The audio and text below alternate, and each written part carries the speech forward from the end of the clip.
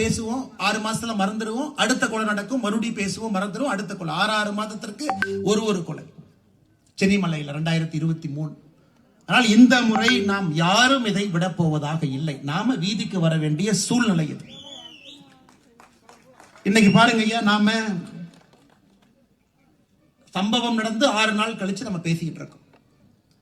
நான் இங்க இருக்கக்கூடிய எல்லா தலைவர்கள் சார்பாக உங்க முன்னாடி வைக்கிறது, இன்னும் 2 வாரத்துல நீங்கள் கொலையாளியை கண்டுபிடித்து கைது செய்து நீதிமன்றத்துக்கு அனுப்பல.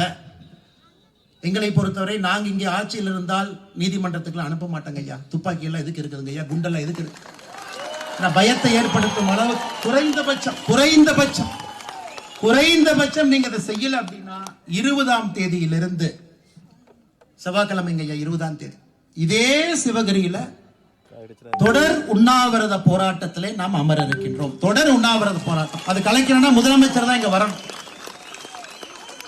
அந்த 20ஆம் தேதி செவ்வாய்க்கிழமை ஆரம்பிக்கக்கூடிய அந்த உண்ணாவிரத போராட்டத்தில் காலையிலிருந்து இரவு வரை முழுவதுமாக உண்ணாவிரதத்தில் நான் அமர்ந்து அந்த போராட்டத்தை ஆரம்பித்து வைக்கிறேன்.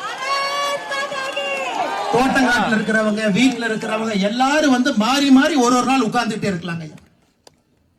நீதி கிடைத்தாக வேண்டும். இன்னொரு கிராமத்துல, இன்னொரு ஊர்ல, இன்னொரு விவசாய குடும்பத்துல இன்னொரு தாத்தா பாட்டி அப்பா அம்மாவோ அடித்து கொல்லப்படுவதற்கு முன்பு இதுதான் கொங்கு பகுதியில தமிழகத்துல இது போன்ற கொலை கடைசி என்பதை இந்த ராமசாமி கவுண்டர் ஐயாவுடைய கொலையின் மூலமாக அதை என்று கொண்டு வருவோம்.